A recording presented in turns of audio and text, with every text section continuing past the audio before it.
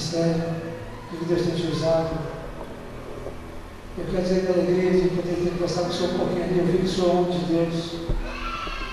E eu sei que Deus não deixou por acaso, não. Tem bênção para nós.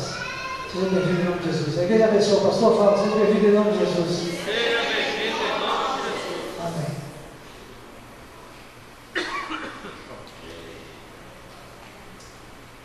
Tudo bem, muito obrigado, pastor Francisco. Boa noite, a paz do Senhor Jesus. Talvez, para ser mais claro, eu diria Shalom, que é tudo de melhor que Deus tem para nós. Muito obrigado também ao pastor Elton, a sua esposa, a pastora Vanussa, perdão. E hoje colocaram-me lá na casa dos pais e cheguei como se estivesse na minha própria casa. Muito obrigado, irmã Ninier, irmão Arlindo, que recepcionaram hoje lá e, como sempre acontece, nunca convidam o pastor para jejuar, só para comer. Já chegamos lá para comer, depois tinha mais comida, por isso que todos os pastores são bem gordinhos, não? Tanta comida que oferecem para pastores.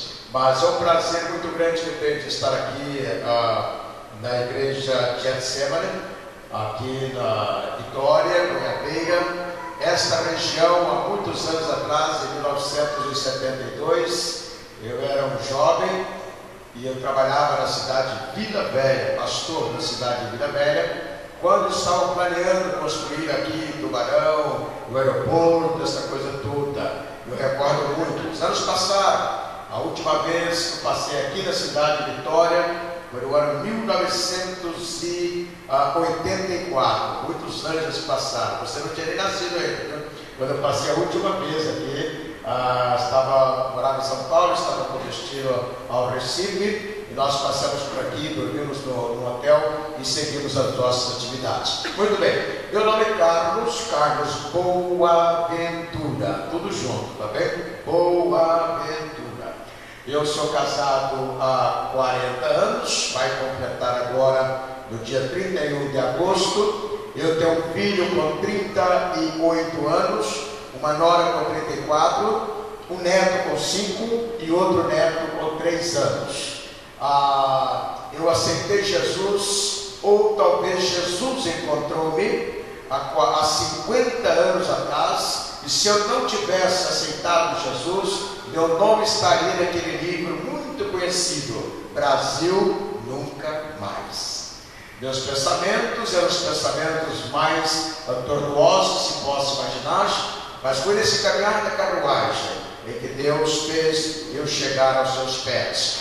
Pobre que você me imagina. Você pensar que uma coisa de pobre, pensa um pouquinho mais. Eu entrei na escola pela primeira vez, eu tinha 12 anos e só passei a ser gente com a idade de 11 anos. Eu vi meu pai morrer, eu estava com 9 anos quando meu pai morreu, e meu pai tinha apenas 36 anos de idade, um problema cardíaco roubou a sua vida. A minha mãe com 25 anos, 6 filhos para tratar e sem nenhuma condição em posição alguma. Todos nós analfabetos, pai e mãe.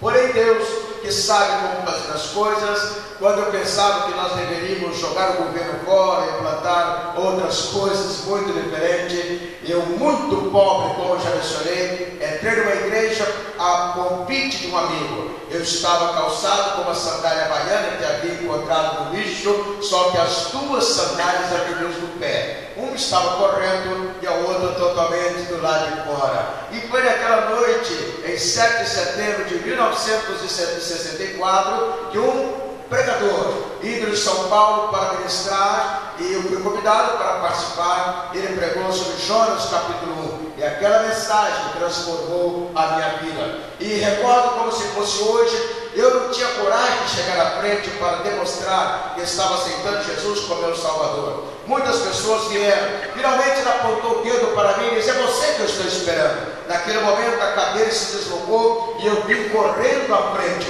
E logo imediato orou conosco, que estava no altar e disse: olha, tem uma sala ali esperando por vocês, quero que vocês entram nesta sala. Todos entraram e eu fui a última pessoa a entrar naquela sala. Eu entrei, assentei-me e ficou uma cadeira ao meu lado. Aquele pregador chegou, olhou bem para os meus olhos, bateu assim na minha perna e perguntou: qual o teu nome? Eu disse: Carlos, mago que fazia dó, pobre miserável. Ele disse: Carlos, Deus vai te usar para pregar o evangelho em várias partes do mundo. E eu falei comigo: que história é esta? Eu não passo de um papa. Pastor, você sabe o que é papa? Não? Pobre, analfabeto, preto, rico de família. Tudo isso estava comigo. E eu disse: o que vai acontecer? Que história é esta? Mas foi exatamente nessa caminhada que Deus, logo em seguida, os anos passaram. Logo em 1969, estava eu indo logo de início para o seminário e estudei, ali consegui alguma coisa. Mas veja que Deus foi proporcionando, abrindo portas onde não existiam portas. Depois de anos trabalhando, eu casei na cidade de Juiz de Fora. Eu sou mineiro da cidade de Uberlândia, minha esposa é de Juiz de Fora. Casamos lá em Juiz de Fora, fomos para o Rio de Janeiro, onde eu trabalhava. Do Rio fomos transferidos para Brasília, Brasília para São Paulo, 10 anos em São Paulo, de São Paulo para Portugal, onde ficamos 8 anos na supervisão da igreja. Nesse período foi quando nós tivemos os primeiros contatos com a África Ceuta, África Marrocos, África Angola, especialmente. Depois outras portas se abriram e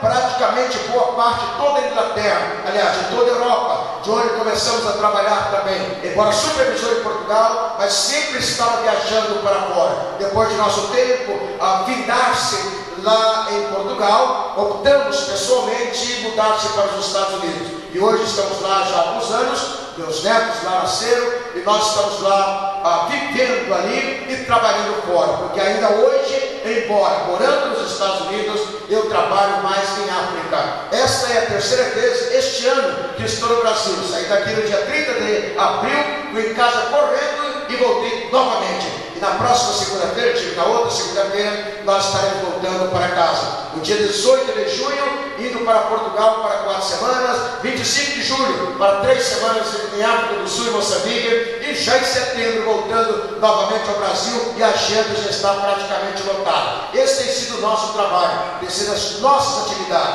Enquanto estava trabalhando em Angola, viajando muito, longas viagens via Brasil ou via Portugal, eu comecei a imaginar sobre o que a Bíblia fala sobre a África. Eu descobri que a metade da Bíblia é africana. Moisés era africano, Josué era africano, Miriam era africana e uma série de outras pessoas. Aquela dança de Miriam aliás, é ainda hoje a dança africana, daquela mesma forma. E nós começamos a imaginar sobre tantas coisas. Descobri que, por exemplo, o livro de Sofonias é o único profeta que diz, que fala claramente: olha, eu sou filho do negro. Lá está muito claro. E Sofonias é o único que fala sobre o pai, o avô, o bisavô, o tataravô, para mencionar alguma coisa com relação à sua africanidade. Também Jesus, quando criança, ele fugiu para a África. Não somente isso, quando Jesus foi morto na cruz do Calvário, quem carregou a cruz dele foi um africano. E outra coisa, que quando a igreja iniciou lá em Atos capítulo 2, nós vamos encontrar que havia pelo menos 3 nações africanas que ali estavam também. E muitas outras coisas começaram a acontecer. A primeira tradução da Bíblia foi em África, a Septuaginta foi na África. Também os 27 livros da Bíblia que nós temos, foi exatamente no concílio no ano 397, que marcou e canonizou os 27 livros que nós temos no Novo Testamento. África é África, diz os africanos. Nenhum celular funciona se não tiver um minério que só tem África. Nenhum avião fica no ar se não tiver esse minério também lá no seu tanque. Aliás, o primeiro transplante do coração não foi do Dr. Gervini. Aliás, fica muito alto isso aqui, mas eu prego lá em África, a gente não tem microfone, não tem nada, então eu sou acostumado a falar muito alto. O irmão do som aí, cuida por gentileza. O primeiro transplante do coração não foi o Dr. Gervini que fez, foi também um africano. E também o primeiro hotel 6 estrelas não foi em Dubai, como algumas pessoas pensam, mas sim lá em África. África é África. Eu escrevi um livro que está ali dizendo a Bíblia e a África. Se quiser saber alguma coisa mais, passa lá. Eu não sei vender isso, mas tem uma irmã lá que está cuidando dos livros que nós já escrevemos, ok? Mas muito bem, nesta noite eu preciso de um relógio. Pastor, o senhor tem aí, senão eu vou pregar como prego lá em África. Onde está? Oh, está aí, né? Muitíssimo obrigado, irmã. Lá em África eu prego de 8 horas da manhã até meio-dia, paro para comer uma polenta, volto outra vez das 2, ministro até às 6 da tarde, e quando tem luz, eu volto outra vez às 7 e fico até meia-noite ministrando. O povo não sai, não tem cadeiras, não tem ar-condicionado, não tem microfone, não tem altar alto desta forma, não tem água para tomar, não tem casa de banho, não tem nada, então ficam lá mesmo. E eu ministro 12 horas e ninguém sai. E aqui as pessoas já passaram a noite toda orando. Quando eu volto para casa, porque eles dançam à vontade também. Quando eu volto para casa, fico 2 semanas somente espirrando. Eu estava olhando aqui todos esses instrumentos aqui, eles, ai, uma coisa desta lá em África. Mas aqui eu não vou ministrar, que eu não ministro em África. Vou ministrar como ministro aqui no Brasil. Está bem ou não? Amém. Amém ou não? Amém. Ok. Então abra sua Bíblia conosco, por gentileza, no livro de Esdras. Alguns falam Esdras, não importa. Lá em Portugal se diz Esdras. Mas eu quero que você abra sua Bíblia, por gentileza, no livro de Esdras, capítulo número 10. Capítulo 10. É uma história muito interessante que nós temos em Esdras, muito interessante mesmo. Eu quero compartilhar rapidamente aqui com os irmãos um texto que eu espero que seja de valia para a sua vida e também para a minha vida nesta noite. Devo dizer que nenhum de nós, especialmente quando nós estamos ministrando, nós não ministramos sem que antes Deus venha ministrar no nosso coração. Em Esdras capítulo 10, eu gostaria que nós víssemos o final do versículo número 2. O versículo 2 é um versículo muito grande. Ele tem 1, 2, 3, 4, 5, 6, 7 linhas. Mas nós vamos lá no final. Eu quero que você veja aí o que está escrito no final do versículo número 2 do capítulo 10. Diz assim na minha tradução que eu tenho em mãos. Diz: ainda há esperança para Israel. Está assim na sua Bíblia? Ainda há esperança? Não estou ouvindo. Ainda há esperança para Israel. Neste momento, ou seja, nesse texto, nós temos algo interessante. Porque Esdras, como sacerdote, como escriba, ele está voltando para a cidade de Jerusalém, para a reconstrução do templo, reconstrução dos muros, reconstrução de implantar novamente na própria cidade de Jerusalém o povo que antes havia saído do cativeiro, aliás, que havia se transferido para o cativeiro e agora estava voltando novamente a Jerusalém. E ele tinha a responsabilidade moral e espiritual, no sentido de, como sacerdote, como escriba. E a Bíblia Sagrada diz, no capítulo 9, que ele fez a oração pedindo que Deus perdoasse os erros que haviam acontecido em todo Israel, nas famílias judaicas, os problemas morais que estavam atravessando. E a Bíblia diz no capítulo 9 que Esdras, ele estava atormentado em virtude dos acontecimentos morais que estavam acontecendo nas famílias, que estavam acontecendo nas casas, que estavam acontecendo em toda a pátria judaica ou israelita, se você assim prefere. E a Bíblia Sagrada diz que ele convocou o povo. Era a época da chuva e o povo chorava e a chuva caía. O povo lamentava pela situação moral e espiritual que estava atravessando. Foi neste momento em que o próprio Esdras, aliás, esse sacerdote ou esse escriba, ele começa a chorar diante da situação moral e espiritual que estava atravessando Israel. E ele pediu misericórdia ao Senhor, pediu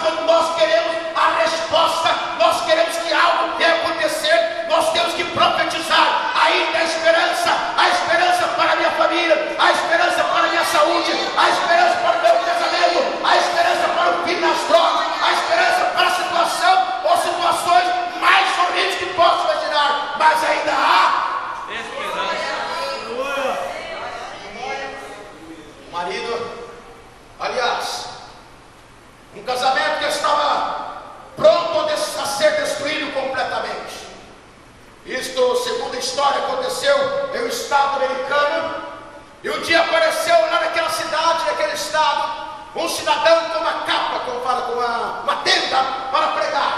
E a senhora, que estava contando os problemas com seu marido, ela foi para o culto de manhã em um domingo, uma semana completa de reavivamento naquela cidade. Naquele primeiro culto de domingo, ela aceitou Jesus, veio à frente reconciliando, veio à frente aceitando. O evangelista deu na Bíblia e disse: a senhora vai para casa, que a bênção virá sobre a sua família, sobre a sua casa, e os problemas Deus sabe como resolver. Quando ela chegou em casa, disse para o marido: olha, eu ganhei uma Bíblia, eu estive naquela cruzada evangelística, sabe, queridinho, que os problemas nossos irão acabar, porque agora eu termino de aceitar Jesus como meu Salvador. A esperança para o nosso casamento, a esperança para a nossa empresa, a esperança para a situação em que nós estamos atravessando. Mas aquele marido, muito iracundo, ele pegou a Bíblia da mulher, rasgou a Bíblia, espancou a mulher e disse: se você voltar novamente naquela tenda, eu irei matar. Na segunda-feira, a mulher voltou lá na tenda, toda marcada, hematomas no seu corpo. E ela disse para o evangelista: olha, senhor evangelista, o que aconteceu? Eu levei a Bíblia e meu marido espancou, rasgou a Bíblia e disse que vai me matar. O evangelista entregou-lhe uma nova Bíblia e disse: minha senhora, minha irmã, você vai ficar em casa, porque o milagre de Deus vai acontecer. E a mulher chegou em casa. Quando chegou, o marido novamente rasgou a Bíblia, espancou a mulher e disse: eu irei comprar uma arma e você sabe que eu sei atirar. No dia seguinte, na terça-feira, ele chegou e mostrou a arma para a mulher: olha aqui, ó, e você sabe que eu sei atirar. Aqui uma caixa de balas, e esse revólver está carregado. Volte novamente naquela tenda, volte lá para ver o que vai acontecer. Passaram os seus dias, quarta, quinta, sexta, sábado, domingo. É hoje, domingo, era o último dia. Ela acordou muito cedo, ela se preparou, e o marido tinha arma debaixo do travesseiro. Ela se preparou, levantou, se cuidou, e agora eu irei para a igreja. Não importa o que vai acontecer, é hoje, e eu não irei perder a oportunidade de receber mais uma bênção do Senhor. E ela saiu pé por pé, como diz nas Minas Gerais, colocou a mão na maçaneta da porta da sala para sair. Quando ela segurou a maçaneta, o marido saiu com a arma, até ela espumando de tanto ódio, tanta raiva, e apontando o revólver para ela, perguntou: onde você pensa que vai? A mulher encostou a porta, olhou bem para o marido e disse: meu bem, você sabe que eu te amo, e te amo muito. Eu não quero saber, eu te amo muito, eu não quero saber. Eu vou dizer uma coisa para você, disse a mulher: se você puxar esse gatilho, eu estou indo para o céu. Se você não puxar, abriu a porta, eu estou indo para a igreja. Naquele momento, a esperança de Deus alcançou aquele casal, aquela casa. O homem caiu com o revólver, ela chutou o revólver, vai tomar um banho agora. Nós iremos juntos para a cruzada, que hoje é o último dia. E agora, ela chega de mãos dadas na cruzada e fala para o evangelista: este é o homem que me espancou, é o homem que rasgou a Bíblia, mas ainda há esperança na minha casa, há esperança na minha família, há esperança quando eu não sei como fazer. Deus sabe como fazer, e ela está mostrando a realidade daquilo que Deus pode fazer, porque ainda há esperança. Às vezes nós imaginamos, não tem mais esperança para nada, tudo está perdido, tudo está derrotado. Nós não temos dinheiro, não temos trabalho. Mas geladeira só tem o quê? Às vezes tem água, porque a Sabesp, sei lá, já cortou água também. Não tem nada, mas é neste momento, quando eu não sei, Deus usa aquilo que eu não sei para tornar-se realidade. E a Bíblia diz: ainda há esperança para a sua casa, esperança para a sua família, esperança para a sua empresa, esperança para o seu dinheiro, esperança para a sua rua, esperança para a sua cidade, esperança para o seu bairro, esperança quando pessoas pensam que a esperança acabou, mas Deus está aí para cuidar, porque ainda há esperança. Quantas pessoas nos últimos dias Perder a esperança em tudo. Aliás, tem perdido a esperança em tudo. Perdeu a esperança do governo, perdeu a esperança da polícia, perdeu a esperança nisso, daquilo outro. Mas para nós que servimos ao Senhor, ainda há esperança, meu amado. Ainda há esperança lá para o seu casamento. Ainda há esperança para esse Brasil tão grande, tão potente. Ainda há esperança na situação evangelística. Ainda há esperança para as grandes igrejas da obra missionária. Há esperança ainda para pessoas que estão morrendo em África, na Ásia, em todos os lugares. Portugal, neste momento, está clamando para brasileiros chegar para pregar o Evangelho. Ainda há esperança. A igreja brasileira, mais do que nunca, está olhando agora para uma obra missionária. E nós devemos enfatizar, dizer, ainda há esperança. Quando nós não temos dinheiro, Deus age, porque Ele é superior às minhas necessidades. Quando eu não tenho, Deus age. Quando eu não sei, Deus sabe. Quando eu não posso, Ele pode. E Ele age a partir do momento que eu coloco nele a minha esperança. Não no meu dinheiro, não na minha capacidade intelectual, mas no Senhor, porque é Ele que quebra os paradigmas, muda a história e faz algo acontecer, porque ainda há alguém. Vira para alguém que está ao seu lado, já há esperança, meu irmão. Há esperança, meu irmão. Ainda há esperança, que tudo está caindo, mas tem esperança. A Bíblia Sagrada diz para aqueles que servem ao Senhor, ainda que corra, Ele tem esperança, porque é assim que Deus faz. Ainda há esperança. Às vezes nós imaginamos, não, tudo acabou. Não há esperança para nada mais, mas ainda há esperança. Estou terminando. Não vou pregar como prega lá agora, né? Não. Mas veja, eu estava voltando de Angola, não faz muitos anos. Eu sentou-se uma menina, foi quando aquele avião caiu, o avião da França caiu. 2 dias depois eu estava voando para o Rio de Janeiro. E eu sentou ao meu lado uma jovem, aquela brasileira que estava a serviço lá de uma empresa e tal. Ela viu sua Bíblia. E eu perguntei, você é evangélico? Não sou. Mas não tem por que você está lendo a Bíblia? Porque eu estou com muito medo. Eu estou com medo desse avião não chegar lá em São Paulo. Eu estou com medo desse avião cair. Eu falei, minha filha, ainda há esperança. Eu quero orar com você, disse para ela. Eu quero orar com você, há esperança. Se você desviou, há esperança para mudar o assunto. Se você voltou atrás, há esperança. Ainda há uma semente lá no seu coração e essa semente pode germinar. Ainda há esperança. Quando tudo está caindo, como já mencionei, tem esperança. Quando pessoas estão, eu não consigo fazer nada, eu não tenho capacidade para nada. É Deus que nos capacita, é Deus que te capacita, é Deus que chama, é Deus que envia. E a esperança é quando nós colocamos a nossa mente, a nossa alma nos negócios de Deus. E Ele diz, tem esperança, eu irei te sustentar, eu irei te amparar, eu irei fazer o impossível. E Deus faz o impossível exatamente para aqueles que se lançam e confiam naquele que pode fazer. Ainda há esperança. Não importa, meu amigo, meu irmão, o tamanho do seu problema, ainda há esperança. Se a casa está caindo, ainda há esperança. Se o navio está afundando, ainda há esperança. Titanic, quando estava afundando, todo mundo correndo, a orquestra disse, não, vem cá, vamos cantar, vamos tocar. E eles começaram a tocar a canção mais linda que ainda hoje se pode cantar. Mais perto quero estar, meu Deus, de ti. O navio afundava, mas a mensagem subia. Deus estava fazendo algo diferente, porque ainda há esperança, ainda que nós estejamos afundando, ainda há esperança.